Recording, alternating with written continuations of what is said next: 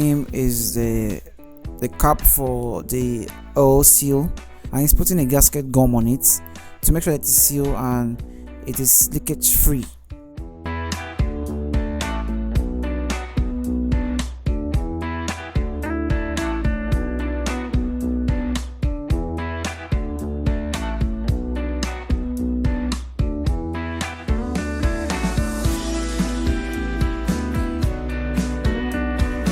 So this was him making the final reinforcements to make sure that everything is mechanically sound. Yes, remember I told you about the top seal? So this was it. So you have to clean it and make sure that it is free of dirt and debris. And also guys, always remember to prepare the surface of any component you want to recouple. Based on the fact that it has been used before, there are possibilities of old gums or dirt lying around somewhere. So when you want to reinstall or recouple, you make sure that it is free from all those old gums and debris. Clean it and make sure it is free and dry. You won't want to have a case in which a particle goes into your oil or into your engine and contaminates them. So this was what he was doing, carrying out that process diligently and making sure that it is clean and free from dirt.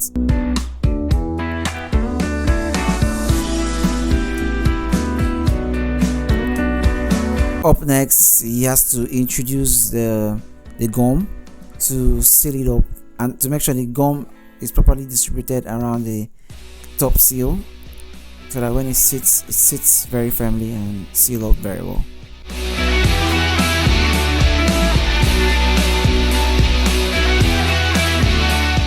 Guy, there's no need to rush. Whenever you're carrying out an engine tax, you don't rush it, you take your time. Make sure that everything comes out well, neat and properly done, because you have the joy of seeing your engine in good shape rather than rushing and having issues and complications later.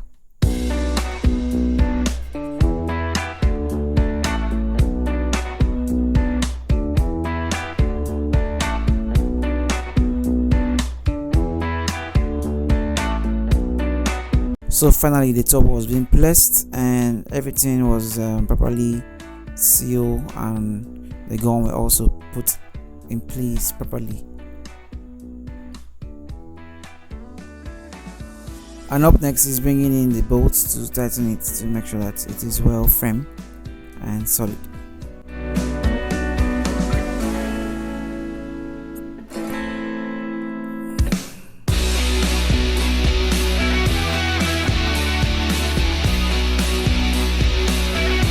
As you can see here, the bolt used for the top seal is a special one, and this is what it looks like.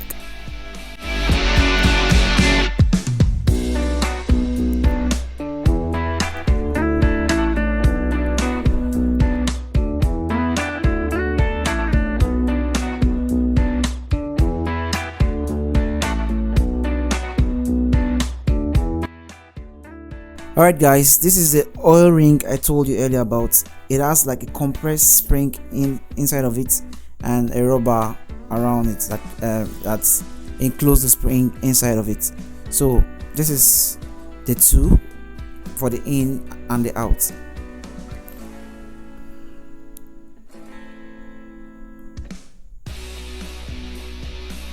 Always make sure you clean your surface and make sure it is clean from debris.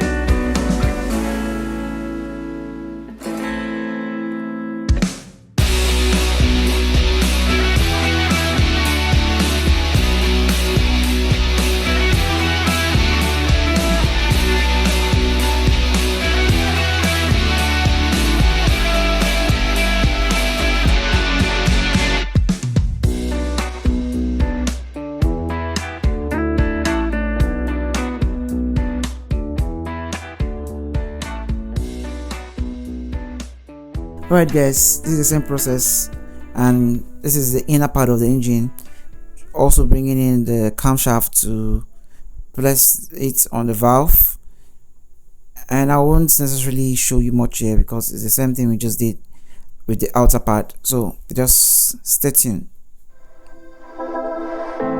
I know you feel like you want me, and I guess in a way you do.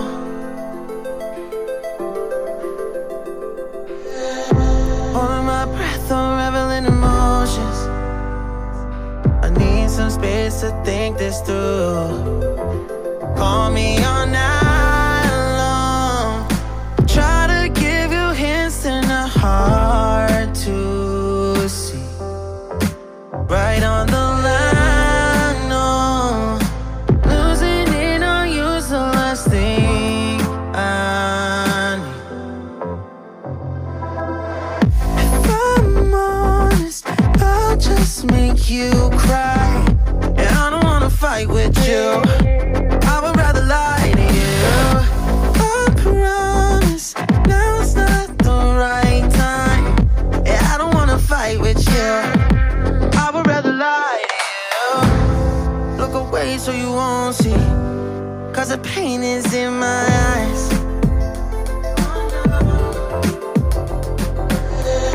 Feels like I could break it any moment and shatter your insides.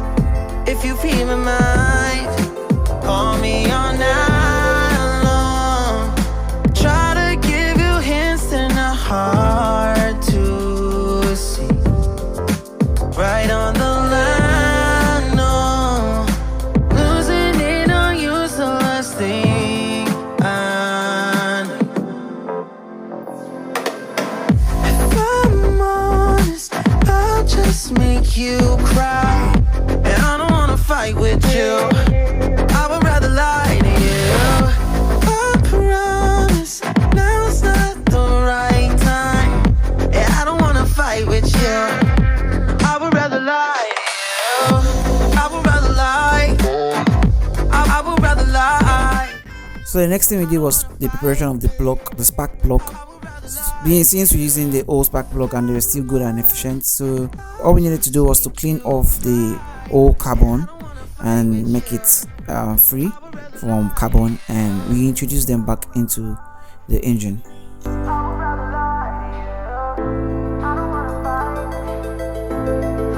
Call me all night long. Try to give you hints and a hard to. And since it is a V6 engine, we'll be having 3 spark plugs outside and 3 spark plugs inside to make it 6. Don't use the last thing I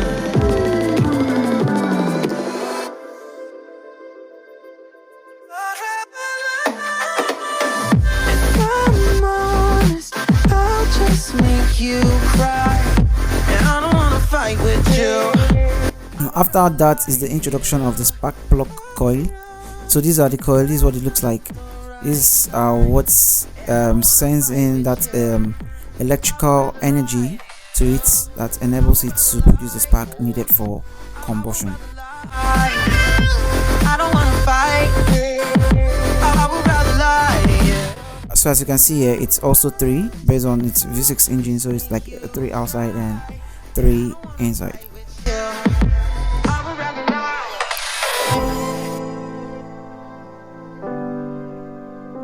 So this is basically reconnecting the cable back to the coil.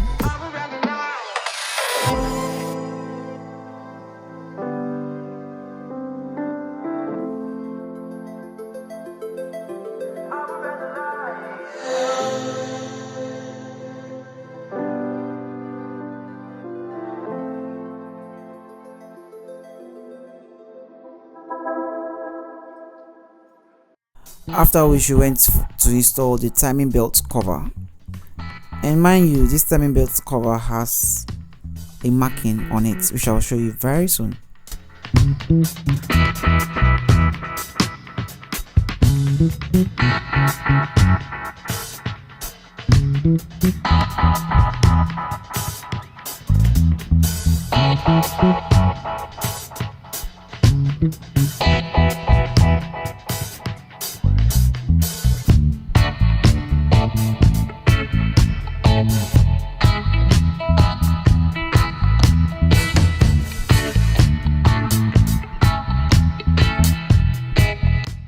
So the next thing we introduced was the belt roller. Yes, this is what it looks like, and the belt roller comes in here.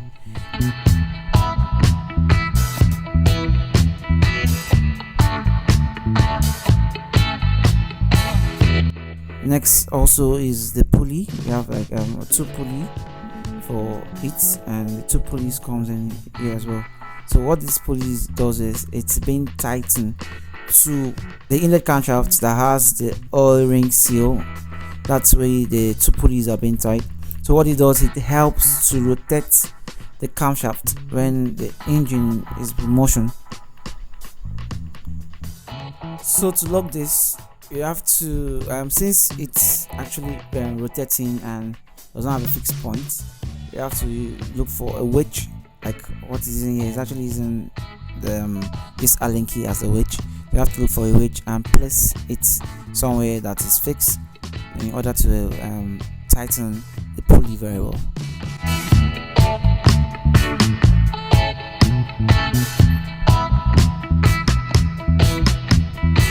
So guys, remember I told you about the belt cover having a mark. So this is the mark. So what you do is you ensure that the mark on the belt cover matches the line on the pulley that you're installing. Why it is necessary is because it gives this perfect timing for the engine to have a same rotation in order for the engine to start. So likewise, you see the same timing down here. So this point has to match with this notch up here. So with that, it sets the timing for the engine to start properly. This is where the power source comes from directly.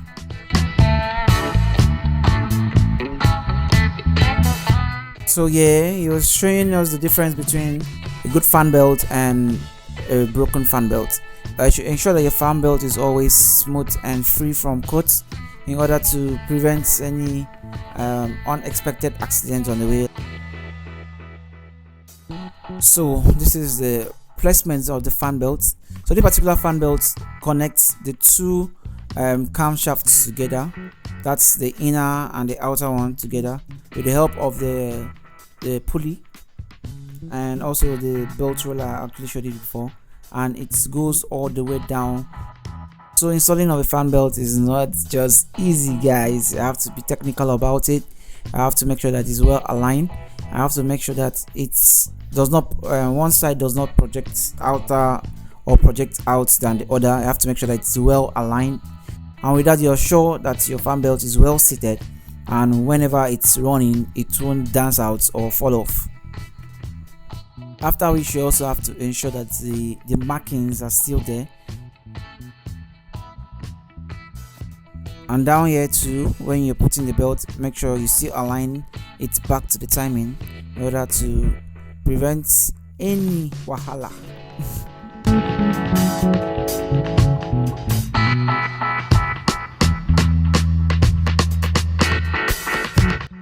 Next, guys, is the belt adjuster. So this belt adjuster, what it does automatically is when installed, they have like an hydraulic push stop that push and adjust the belt to a certain level that you want it, depending on how tight and how efficient you want your belt. You have to tension it and make sure that it is firm. So what the belt adjuster does is it helps to give the belt that firmness. So when this caution pin is pulled out, this rod right in here pops up and push this metallic bar to give the belt that firmness.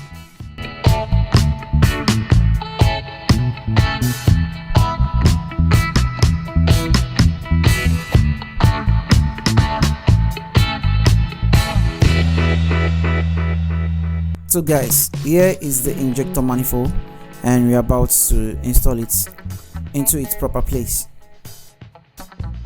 And here was some explanation being done, telling me that here is the throttle sensor. When you're throttling, this is what sends a signal to the engine, and all these small pipes are like the airways or waterways that will be connected to the right point.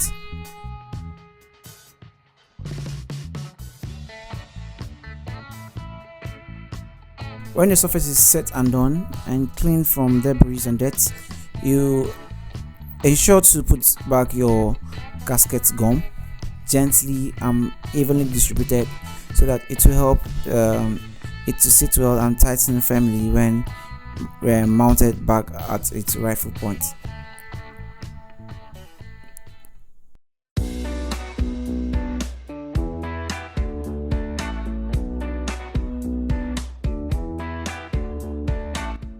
As you can see from the block, it has 6 opening already, and once the injector manifold comes in, it takes all the 6.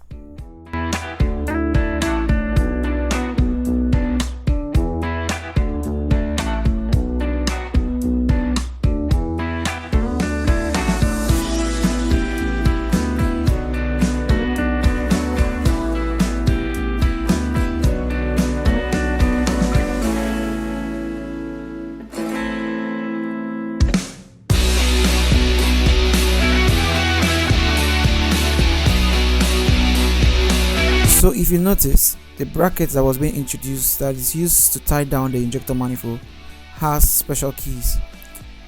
It comes with 14 bolts and also 8 Allen key. So 8 Allen keys and 14 bolts is what is being used to tie down this bracket.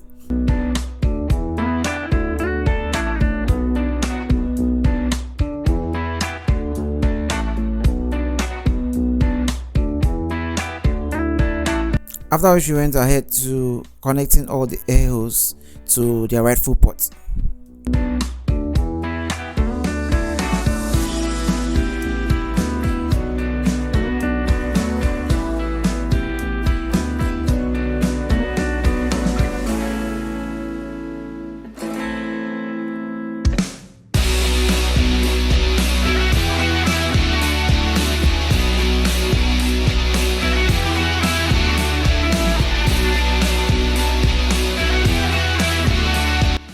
When that was done, next is the introduction of the engine seat. So this is the first bracket in which the engine seat comes to sit on. So after we might have finished tightening this in place, we went down here to the timing chain to introduce this timing washer.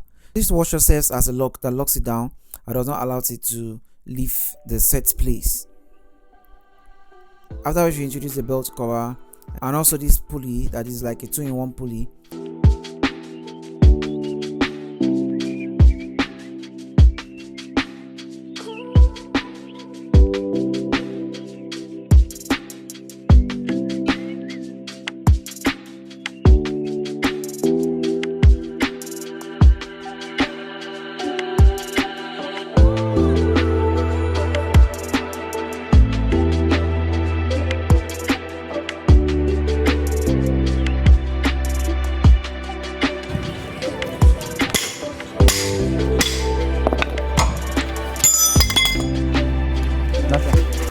Now we have to introduce the belt cover to cover all these exposed fan belts and give it a fine finish.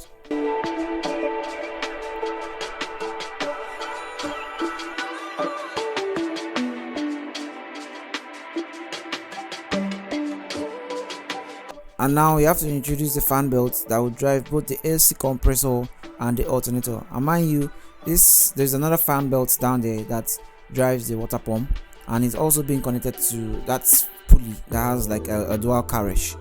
So that pulley that has like a dual carriage that was connected to the timing down there is the one that helps in fitting in 2 belts, one that drives the alternator and the water pump, and the other for the compressor. Once that was set and done, you have to use the alternator to tension the belt and adjust it to its proper fit.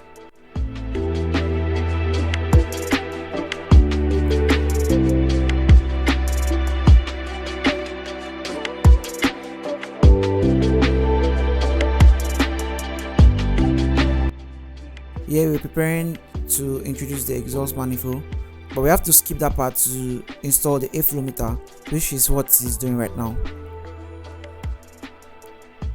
So what the airflow meter does is it helps the car introduce fresh air from the environment and send it to the engine for cooling and also for combustion.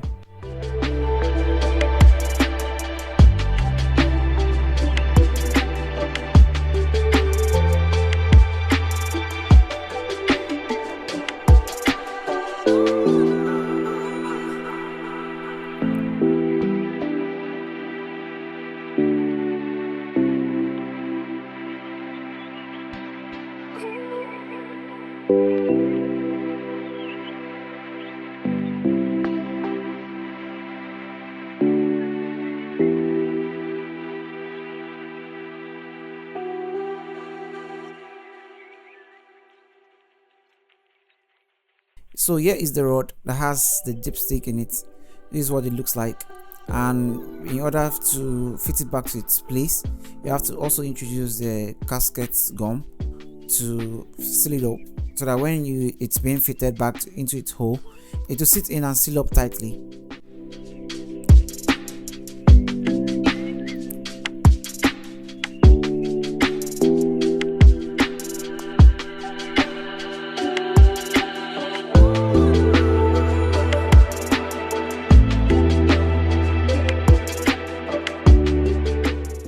Up next is the introduction of the engine sitting itself. So we had to bring it in. Remember, we had the first component installed, so this one comes on top of it, and the engine sitting also comes in.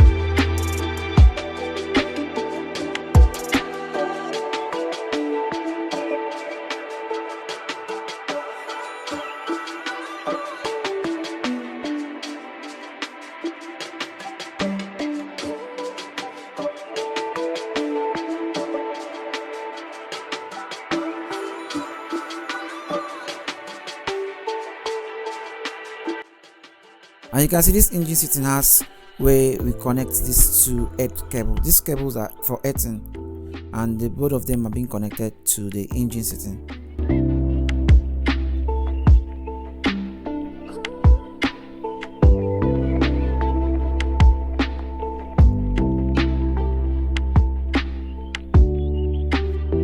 Up next is the preparation for the exhaust manifold.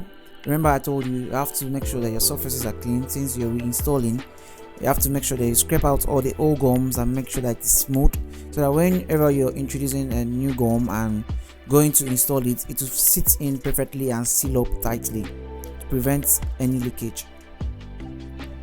So this is what the exhaust manifold looks like, and we have to introduce our gasket gum as usual. That will help it seal up any leakage.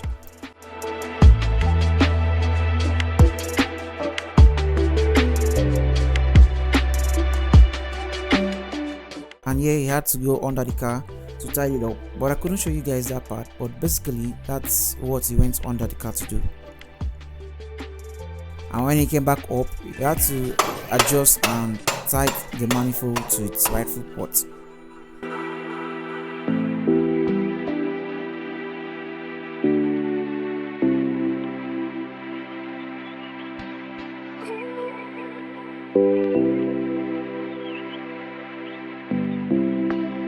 After which the oxygen sensor from the exhaust manifold was being connected to its rightful place.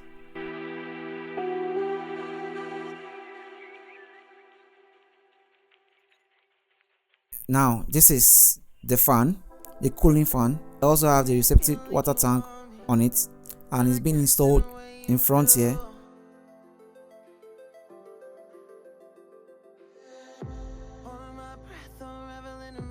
This hose is being connected to the water source, so this is where your cooling water comes in, and the overflow, or when it's heat up to some certain temperature, the ones that escape uses this small hose back to the receptive tank. So that's why it's very important to have the cap on. I've seen a situation where someone was running an engine and he removed the cap of the cooling tank. He didn't lock it, and when I asked him, he said it's the right thing to do, but that was wrong. The cap actually helps to regulate the water. It helps to make sure that once you get to some certain temperature, it sends the excess heat that is in form of vapor to the receptor tank, and thus it helps in proper efficiency and proper cooling. So this is also the part of the airflow meter, and this is like where the main suction of air comes in before going straight into the dots as the airflow meter dots for circulation.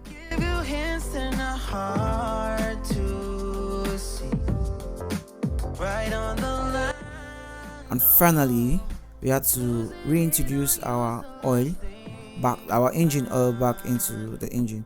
So why we're using this oil was because this is the oil that was removed from the engine initially. It wasn't bad, it's still very good. Forget the color. The viscosity is still there. It's like 2 weeks old, so that's why it's being used again. If your oil is old already and the viscosity is gone, that's low, you don't have to use it. Instead, just introduce a new oil at once. And once you're introducing a new oil, also ensure to change your oil filter as well for proper efficiency. I'm honest, I'll just make you cry. I don't wanna fight with you, I would rather lie. So after which you had to use the dipstick to gauge and know the level of the oil, and it was at the proper point. Call me all night long, try to give you hints in the heart. So finally guys, we have to crank the engine to hear and know if actually what we did was a success or a flop, and here was the result.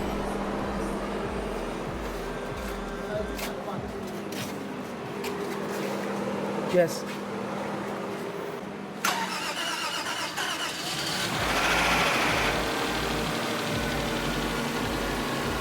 And it's a wrap. Thank you very much for watching guys. I hope you have learned one or two, and if you actually love this video, please give it a thumbs up, and also don't forget to hit on the subscribe button in order for you to get notified whenever we drop a new video. As the slogan will say, when it is moving, it is mechanical. Till next time, bye bye. I don't wanna fight.